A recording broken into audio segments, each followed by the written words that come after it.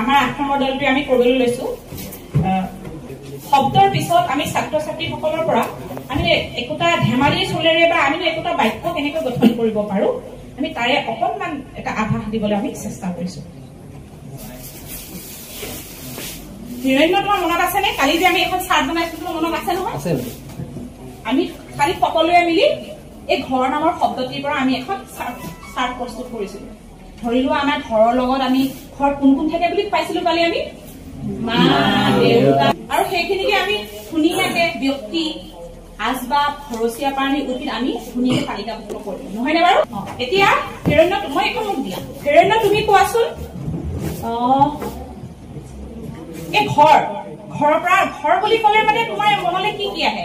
এনে ভুল হলে মই কৈ দিম কোৱা বাইদেউ আমাৰ এখন ধুনীয়া ঘৰ গুড ভেৰি গুড